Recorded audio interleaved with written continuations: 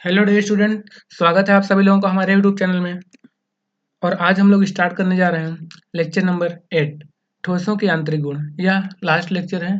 अभी तक हम लोगों ने 1 से लेकर 7 तक लेक्चर्स में इसके जितने भी थ्योरेटिकल कॉन्सेप्ट थे, उससे रिलेटेड जो एग्जाम्पल्स थे हम लोगों ने सॉल्व किया है। और आज के बाद ये थ्योरेटिकल कॉन्सेप्ट समाप्त हो जाएगा, then will discuss some numericals. Okay, start करते हैं, लेक्चर की शुरुआत करते हैं। आज लास्ट क्लास में मैंने आपको एक एग्जाम्पल दिया था, आई होप कि आपने ट्राई किया होगा। तो डिस्कस करते हैं हम लोग, क्या था एग्जाम्पल। किसी तार के अनुप्रस्थ काट का क्षेत्रफल 0.5 मिलीमीटर स्क्वायर एवं लंबाई 4 मीटर है। इसकी लंबाई में 1.0 मिलीमीटर की वृद्धि करने में कितना कार्य करना होगा तथा उसकी लंबाई में वृद्धि करने में उसमें संचित प्रत्यास्थ स्थितिज ऊर्जा कितनी होगी। तार के पदार्थ का यंग गुणांक दिया हुआ है हमको। तो पहले आप लोग लिख लो क्या क्या दिया है। ओके, क्या क्या दिया है हमको। क्षेत्रफल दिया हुआ है ए, कितना दिया हुआ है, क्षेत्रफल है 0.5 मिलीमीटर स्क्वायर। इसको आप मीटर स्क्वायर में कन्वर्ट करोगे। तो स्टार्ट करते हैं इसका सॉल्यूशन है। देखो सॉल्यूशन में पहले आप लोग लिखो क्या क्या दिया हुआ है। तो जब आप क्वेश्चन को ध्यान से पढ़ोगे, आपको दिया है वाई, यंग प्रत्यास्थ गुणांक कितना है, दिया 2.0 इंटू 10⁻11। इसका यूनिट क्या होता है, न्यूटन प्रति मीटर स्क्वायर है। एमकेएस में है तो यूनिट चेंज नहीं करेंगे हम लोग, ये सही है, ठीक है। उसके बाद अगला दिया हुआ है तार का अनुप्रस्थ क्षेत्रफल ए कितना दिया हुआ है, A value is given 0.5 millimetre square. 0.5 millimetre square, हमको इसको मीटर स्क्वायर में कन्वर्ट करना पड़ेगा। तो 0.5 मिलीमीटर स्क्वायर को जब आप मीटर स्क्वायर में कन्वर्ट करोगे, यहाँ पे आ जाएगा 10⁻⁻6। कैसे होता है, 1 मिलीमीटर में 10⁻³ मीटर होता है, बट यहाँ पे स्क्वायर है तो 10⁻³ मीटर का स्क्वायर करोगे 10⁻6 मीटर स्क्वायर हो जाएगा। ओके, ये हो गया। इसको आप और भी लिख सकते हो कि 5 इंटू 10⁻⁻7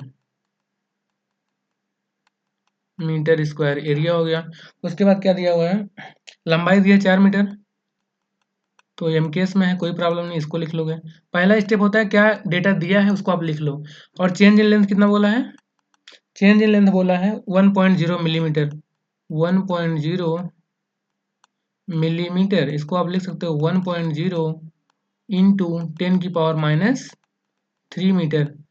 अब देखो क्या निकालना है, हमसे पूछा है कि क्या पूछा है क्वेश्चन को आप लोग देख लो पीछे जाके।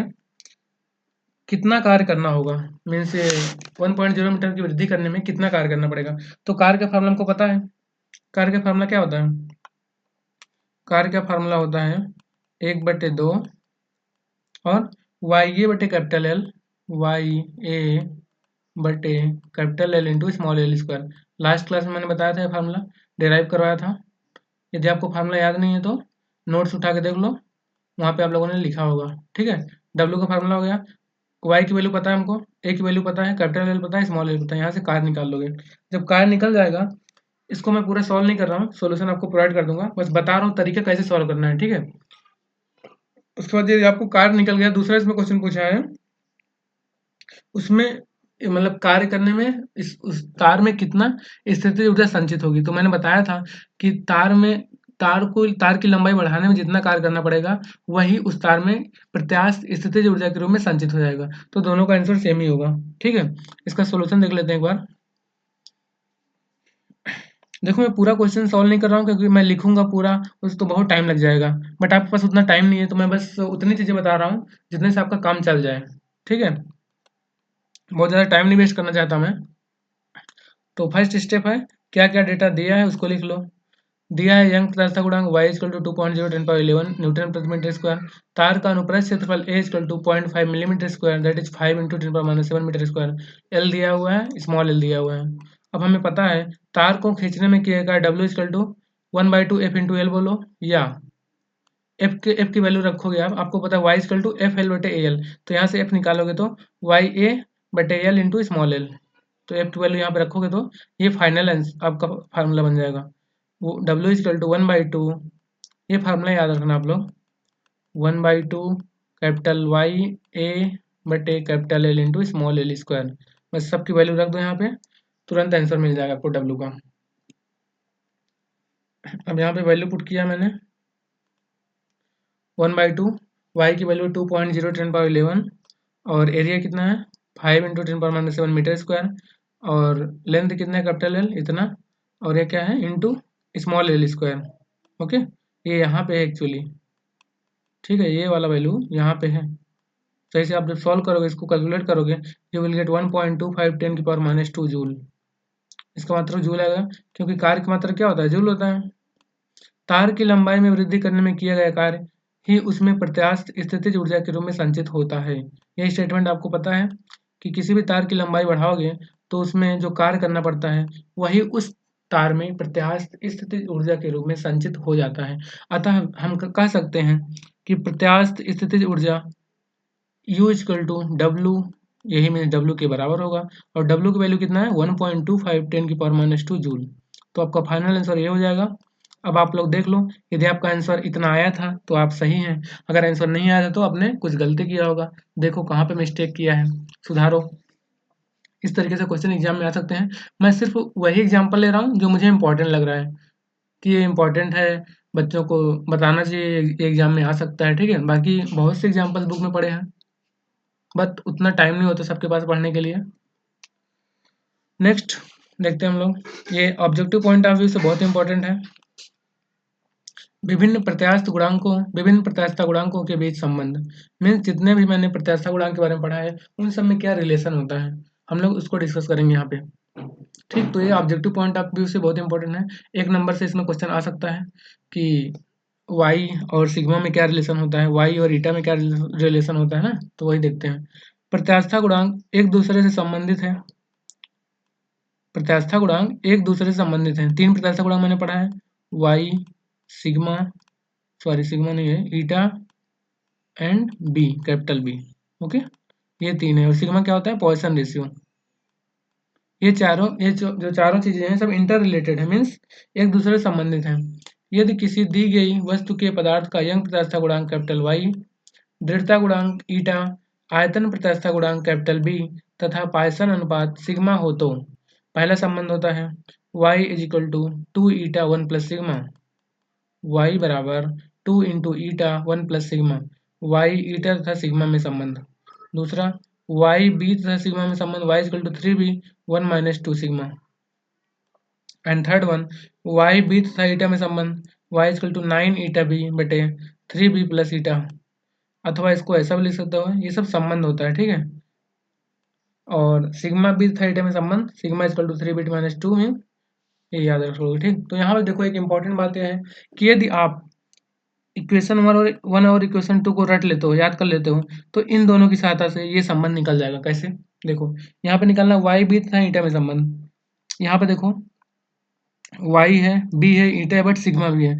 तो आपको दो इक्वेशन पता है, तो किसी एक इक्वेशन से यदि आप सिग्मा का मान निकाल के इस इक्वेशन में रख देते हो, मान लो मैंने इक्वेशन 1 से सिग्मा की वैल्यू निकाल के इक्वेशन 2 में रख दिया, तो आपको ये इक्वेशन मिल जाएगा।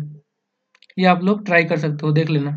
एग्जाम में लॉन्ग आंसर भी इससे आ सकता है। 5 नंबर क्वेश्चन आ जाएगा कि वाई ईटा बी तथा इस सब में संबंध बताइए। अगर 5 नंबर का, इसका मतलब आपको ये दोनों लिखना है, उसके बाद इसको दोनों को डिराइव करना होगा, तब जाके 5 मार्क्स मिलेगा। बट यदि ऑब्जेक्टिव में क्वेश्चन आता है तो ऑब्वियसली आप डायरेक्ट इसको रख देना। ओके, अब जैसे यहाँ पे देखो सिग्मा बी था ईटा में संबंध, यहाँ पे वाई नहीं लाना है हमको, सिग्मा हो गया, बी हो गया, ईटा। तो आप इक्वेशन 1 और इक्वेशन 2 को बराबर कर दोगे क्योंकि यहाँ भी वाई है और यहाँ भी वाई है, तो इक्वेशन बनेगा 2 ईटा 1 + सिग्मा बराबर 3b 1 - 2 सिग्मा। उसको जब सॉल्व करोगे तो ऐसा कुछ बन जाएगा, ट्राई कर लेना, आ जाएगा आपको, ठीक है। अगर नहीं आएगा तो आप व्हाट्सएप ग्रुप ज्वाइन कर लेना, उसमें क्वेश्चन पूछ लेना कि सर इसमें ये मैं डिराइव नहीं कर पा रहा हूँ, आप बताइए, तो मैं उसको एक पीडीएफ बना के सॉल्व करके आपको भेज दूंगा, ठीक है। व्हाट्सएप ग्रुप का लिंक मैं डिस्क्रिप्शन बॉक्स में दे दिया हूँ, उसको आप ज्वाइन कर सकते हो, ठीक है। अब देखो दो क्लैंपों के बीच कसे तार को ठंडा करने पर तार में उत्पन्न तापीय प्रतिबल तथा बल। अब देखो इसका मतलब क्या हुआ, इसका मतलब ये हुआ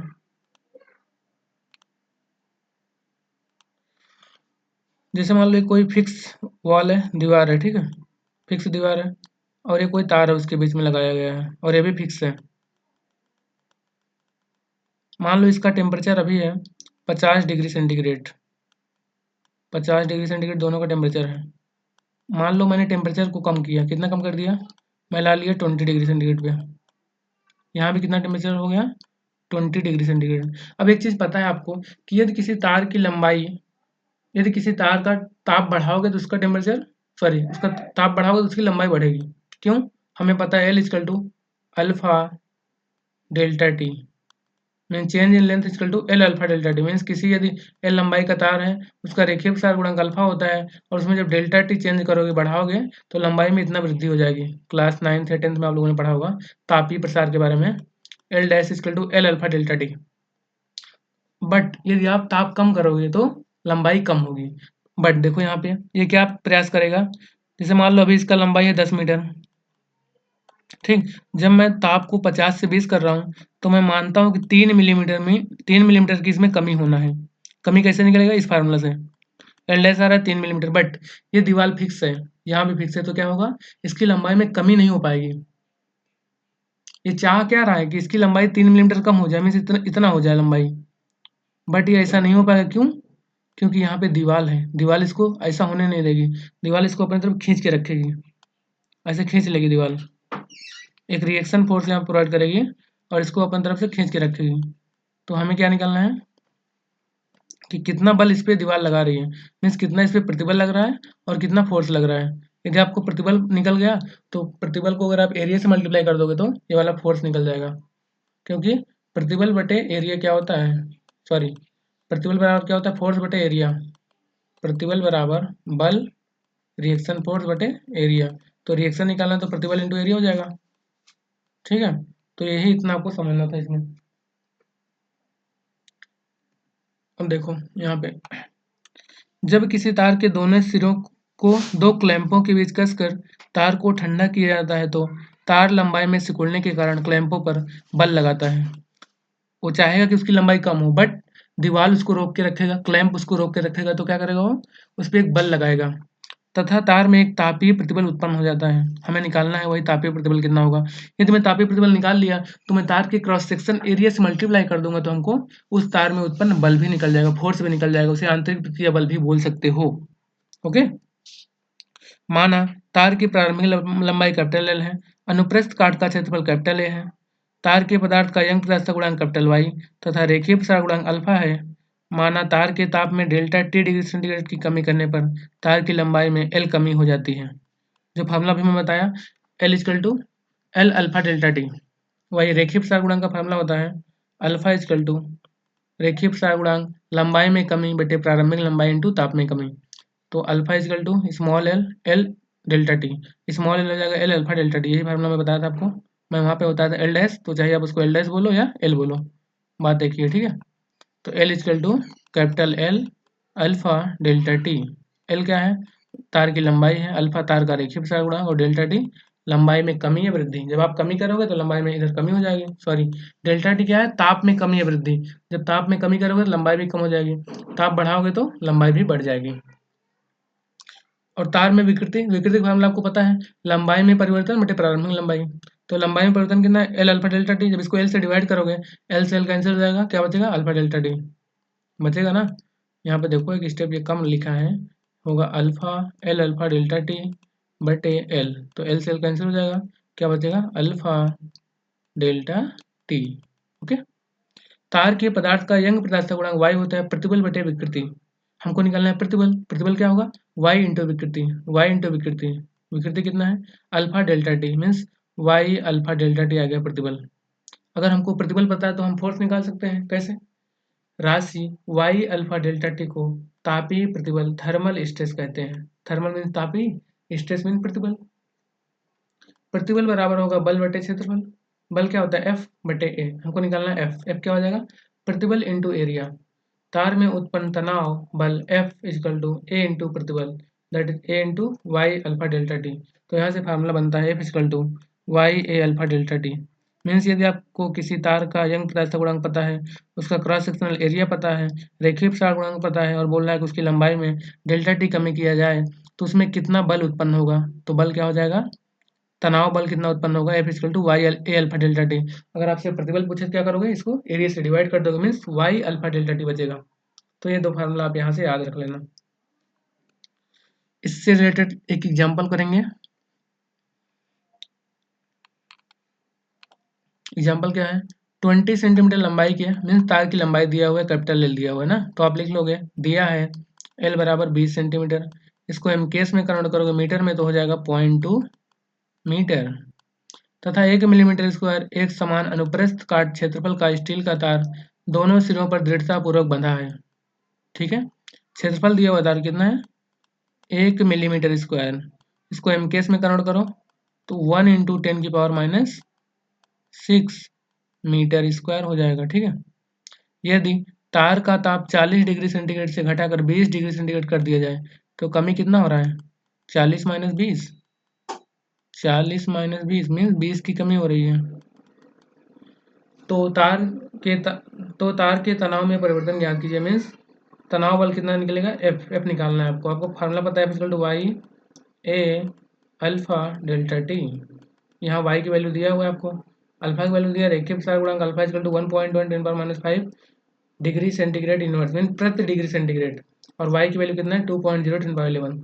यहाँ से वाई की वैल्यू रखो, ए की वैल्यू रखो, अल्फा निकलो, अल्फा रखो, डेल्टा टी रखो, एफ की वैल्यू आपको मिल जाएगा, और एफ का यूनिट क्या होगा, न्यूटन। इस तरीके से इसको आपको सॉल्व करना है। मैं एक क्वेश्चन बता दे रहा हूँ आपको, उसके बाद एक क्वेश्चन आपको होमवर्क दूंगा, उसको करना और उसका आंसर कमेंट बॉक्स में बताना। पहला मैं बता दे रहा हूँ ताकि आपको कुछ डाउट हो तो क्लियर हो जाए। ये है क्वेश्चन, क्या है क्वेश्चन, देखो ध्यान से। दिया है वाई की वैल्यू दिया है, तार का अनुप्रस्थ क्षेत्रफल दिया है ए, अल्फा दिया है और डेल्टा टी दिया है, 40 माइनस 20 20। फार्मूला लगाना है बस, F = Y A alpha delta T. F की वैल्यू रख दो, ए की वैल्यू रख दो, अल्फा रख दो यहाँ पे, और डेल्टा टी पुट कर दो, जो विल गेट 44 न्यूटन। ये हो जाएगा आंसर। तार में उत्पन्न तनाव बल कितना होगा, 44 न्यूटन। समझ में आया।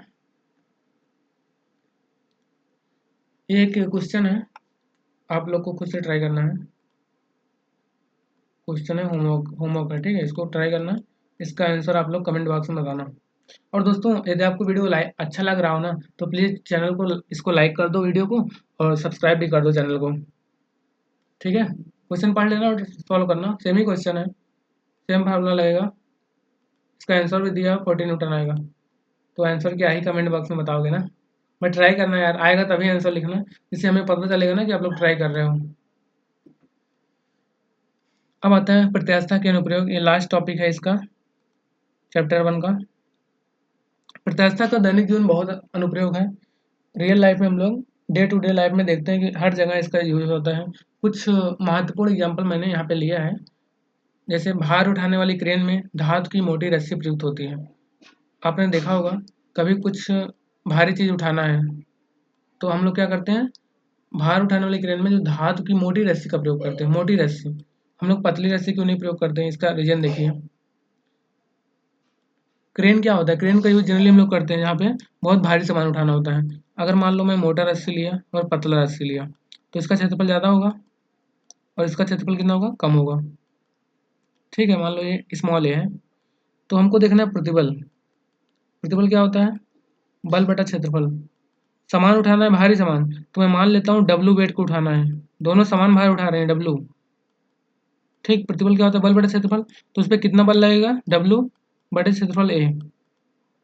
और यहाँ पे देखो प्रतिबल यहाँ पे कितना उत्पन्न होगा, पतले वाले केस में डब्लू बटे स्मॉल ए। अब देखो कहाँ पे प्रतिबल ज़्यादा उत्पन्न होगा, since A is greater than A, mean A की वैल्यू स्मॉल ए से ज़्यादा है। जब देखो किसी वस्तु को आप बड़ी संख्या से भाग दोगे तो उसका मान छोटा आएगा ना, और जब किसी संख्या को छोटी संख्या से भाग दोगे तो उसका मान बड़ा आएगा। मीन्स यहाँ पे जो प्रतिबल होगा, ये वाला वैल्यू, ये ज़्यादा होगा और यहाँ पे प्रतिबल कम होगा।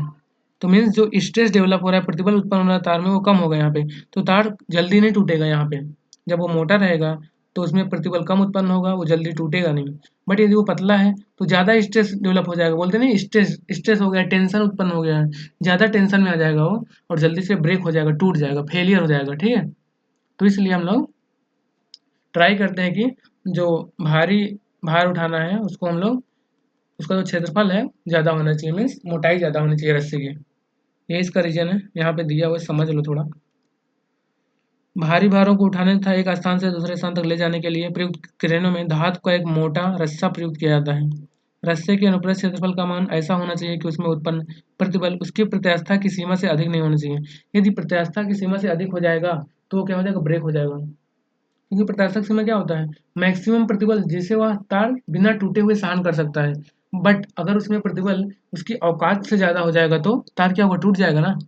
तो ये ध्यान रखना कि किसी भी आदमी की जितनी कैपेसिटी होती है, जब तक आप उसको उतना वर्क दोगे तो वो कर लेगा काम, बट उसकी यदि कैपेसिटी से ज़्यादा वर्क दोगे तो वो ब्रेक हो जाएगा। मीन्स वो बीमार पड़ जाएगा आदमी, या कोई निर्जीव चीज़ है तो वो टूट जाएगी। ठीक है। अगला एग्जाम्पल यहाँ पे, भवनों अथवा पुलों में गोल सिरे वाले खंभों के स्थान पर अधिक फैलावदार आकृति वाले खंभे प्रयुक्त होते हैं। तो आप यदि कहीं फ्लाईओवर वगैरह पे गए हों, ब्रिज वगैरह पे गए हों, देखे होंगे कि ऐसा खंभा ना यूज हो गया, खंभा ऐसा रहता है बट ऊपर नीचे क्या होता है, ये फैलावदार हो जाता है, ऐसा हो जाता है। इसका भी सेम रीजन है। यहाँ पे देखो, यदि ऐसा होता तो इसका एरिया स्मॉल है, और यहाँ पे इसका एरिया बढ़ गया है ना, तो यहाँ एरिया बढ़ गया, इसका मतलब यहाँ प्रतिबल कम उत्पन्न होगा। प्रतिबल कम उत्पन्न होगा, जल्दी टूटेगा नहीं। क्योंकि यहाँ पे मान लो पुल है, तो यहाँ पे इसका लोड आएगा ना, व्हीकल का, गाड़ी जा रही है उसका उसका लोड यहाँ पे आएगा, लोड आएगा तो यहाँ पे स्ट्रेस डेवलप होगा, फोर्स बटे एरिया।